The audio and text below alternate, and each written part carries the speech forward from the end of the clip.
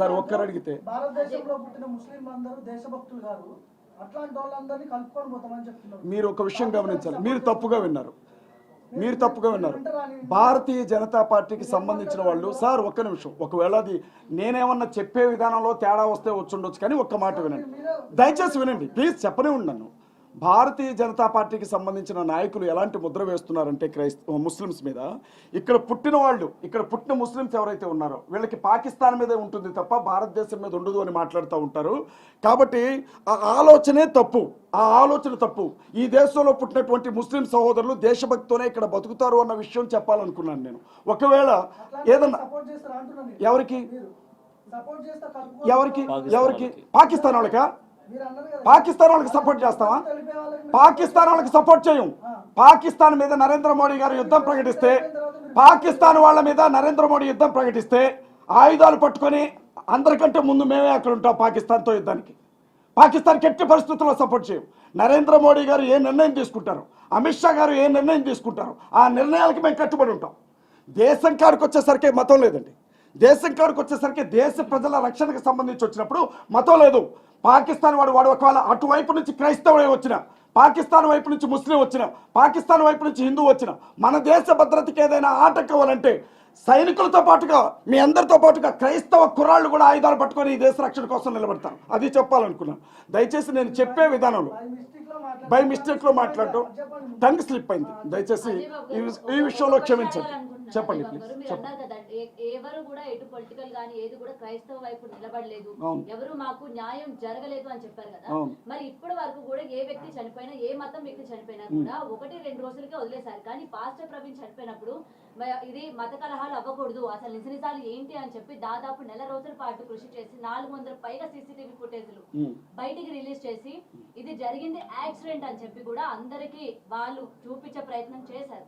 మరి ఇక్కడ నిజంగా మీ వైపు లేరంటారా గవర్నమెంట్? నేను ఒక విషయం చెప్తాను. మత కలహాలు జరుగుతాయా? మత కలహాలు జరుగుతాయా? క్రైస్తవులు ఎప్పుడైనా వినండి ప్లీజ్, మీరు అడిగారు నాకు అనుమానం ఉందని చెప్పాను. వినండి తల్లి, మీరు నన్ను ఒక ప్రశ్న అడిగారు, ఇప్పుడు నన్ను ఆన్సర్ చెప్పనివ్వాలి కదా. నేనేమంటానంటే భారతదేశ చరిత్రలో క్రైస్తవులు దాడి చేసిన ఏదైనా ఒక సందర్భాన్ని చూపించండి. ఏదైనా 3-4 రోజుల్లోనే ఆగిపోతుంది అన్నారు కదా. 1 నెల రోజులుగా క్రైస్తవులు అడుగుతున్నారు, ఎక్కడైనా ఒక బస్సు మీద రాయబడ్డదా ఏమైనా ఉంటే ఒక ఫుటేజ్ చూపించండి. ఏ పెట్రోల్ బంక్ అయినా నిప్పు పెట్టారా చూపించండి. ఏ ఎమ్మెల్యేనైనా గెరవ చేశారా చూపించండి. ఎవరు? మేము చేయమండి అట్లాంటి పనులు. ఆ దిక్కుమాలిన పనులు చేసే సంస్కృతి క్రైస్తవులకు ఉండదు. ఫస్ట్ ఇంకొక విషయం కూడా చెప్తా ఉన్నా, మహాసేన రాజేష్ కూడా అతని అభిమానులు ఇదే అన్నారు. ఏమన్నారంటే మత కల్లాలు జరగకుండా అడ్డుపడ్డా. అసలు మత కల్లాలు చేసేదే ఒకటి. ఫస్ట్ ఏ క్రైస్తవుడు చేశాడు, ఎక్కడ చేశాడు చూపిండి, ఒక ఉదాహరణ చూపిండి నాకు. లేచి వెళ్ళిపోతాను ఇక్కడి నుంచి. ఫలానా క్రైస్తవుడు ఎవరు? ఏది నిజాలమ్మా? ఏది నిజం? వినండమ్మా, పోస్ట్ మార్టం రిపోర్ట్ వచ్చినప్పుడు పోస్ట్ మార్టం రిపోర్ట్ లో అసలు ఆయన కడుపులో మందే లేదు అని చెప్పారు. రాజేష్ మహాసేన ఎవరు ఆయన తాగిండు అని చెప్పడానికి? ఆయన చూసాడా? గ్లాసులో ఏమన్నా మందు పోసాడా? సీసీటీవీ ఫుటేజ్ లో ఎవరినైతే ప్రవీణ్ పగాల అంటున్నారో అసలు అది రాంగ్ ఫుటేజ్ అని ఒక ఛానలే చెప్పింది కదమ్మా. ఎవరు? నేను పోలీస్ నన్ను ఐజిన్ చేయమా? నేను మాట్లాడుతున్నప్పుడు పోలీస్ ఆఫీసర్ గా ఎవరికి అమ్మ నేను ఒక విషయం చెప్తాను. అక్కడ చనిపోయిన వ్యక్తిని చూసాం, ఆ మనిషి ఏ స్థితిలో చనిపోయి పడిపోయి ఉన్నాడో చూసాం. మీరు దాదాపు 15 గంటల సీసీటీవీ ఫుటేజ్ తీశారన్నారు కదా. మిమ్మల్నే ప్రశ్న అడుగుతున్నాను, 15 గంటల సీసీటీవీ ఫుటేజ్లో మందు కొనుక్కోవడానికి లిక్కర్ షాప్కే వెళ్ళాడు తప్ప అన్నం తినడానికి ఏ హోటల్కి వెళ్ళలేదమ్మా. హైదరాబాద్లో బయలుదేరిన వ్యక్తి రాజమండ్రికి వచ్చే వరకు మందు తాగుతూనే వచ్చాడా? ఒక చోట క్వార్టర్ కొనుక్కొని తాగాడు, ఒక చోట ఏమంటారు బ్రాంతి కొనుక్కొని తాగాడు, ఇంకో చోట బీర్ కొనుక్కొని తాగాడు. ఎవడైనా తాగుబోతు సహోదరులు ఎవరైనా ఉంటే ఒక మాట చెప్పండి, అది సాధ్యమేనా? ఎవరైనా తాగితే ఒక్క బ్రాండ్ తాగుతారు, ఇన్ని బ్రాండ్లు దారి పొడుగునా తాక్కుంటూ వస్తారా? సరే తల్లి, ఒకవేళ ఇది కూడా వాస్తవమే అనుకుందాం. రామవరపాడు జంక్షన్లో ఆ మనిషి 4 గంటలు అక్కడే ఉన్నాడు అని చెప్పారు కదా. 4 గంటల సమయంలో మనిషి పడిపోయి స్పృహలేని స్థితిలో ఉంటే తలకుండే హెల్మెట్ తీరా, ముఖానికుండే మాస్క్ తీరా, ముఖం మీద కొన్ని నీళ్లు చల్లరా? అక్కడ ఉండే ఆ ఎస్ఐ సుబ్బారావు గారు ఏమైనా సాక్ష్యం ఇచ్చారు? ఆయన తాగలేదు అని చెప్పారు. ఎవరు? ఆయన తాగలేదని చెప్పారు కదా, మా అదెందుకు వినపట్లేదు మీకు? అసలు ఆయన తాగలేడు అని చెప్పారు కదా ఎస్ సుబ్బారావు గారు. హైదరాబాద్లో తాగడం మొదలుపెట్టిన మనిషి రామవరపాడు దాకా తాగొస్తా ఉంటే ట్రాఫిక్ ఎస్ఐకి అర్థం కదా ఆయన ఏమన్నా తాగాడా అని అడిగితే, మీ మీడియా సంస్థలు అడిగితే ఆయన తాగిలేడండి, ఆయన చాలా గౌరవప్రదంగా ఉన్నాడు అని చెప్పారు. మరి అదెందుకు సాక్ష్యంగా తీసుకోరు మీరు? మరి ఇంకొక వ్యక్తి కూడా ఎంత తీసుకున్నాడు, ఎంత కట్టారు అని కూడా చెప్పారు కదా, మరి అది కూడా మీరు ఎందుకు పరిగణలోకి తీసుకున్నారు? ఇప్పుడు అమ్మా ఏ ఉన్నా ఏ అయ్యా ఏదో అంటాం, టెక్నాలజీ నాకు పెద్దగా తెలియదు. ఏ అయ్యా మీరు ఇక్కడ కూర్చొని ఉన్నారు, బార్ షాప్లో ఉన్నట్లుగా ఒక వీడియో చూపించడం మీకు ఒక 5 నిమిషాలు టైం ఇస్తారా? అది పెద్ద విషయమా? అది పెద్ద విషయమా? ఇన్ని 15 గంటల జర్నీలో ఎక్కడైనా మాస్క్ తీసిన ఆ మనిషిని చూపిండి అని అడుగుతున్నాను.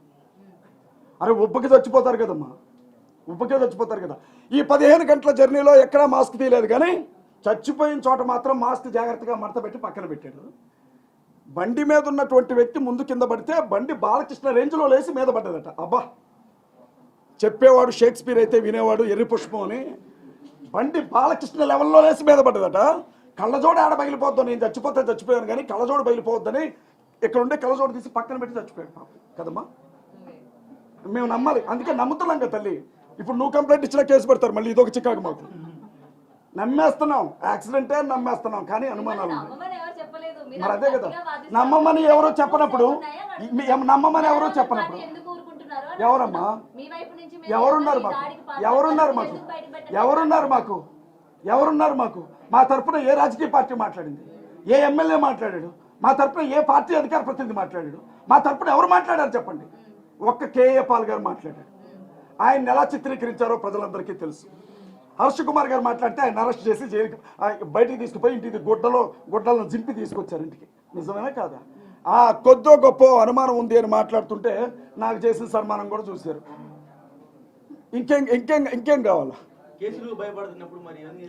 భయం సార్, అందుకే ఇక్కడికి వచ్చి ప్రెస్ మీట్ పెట్టాను.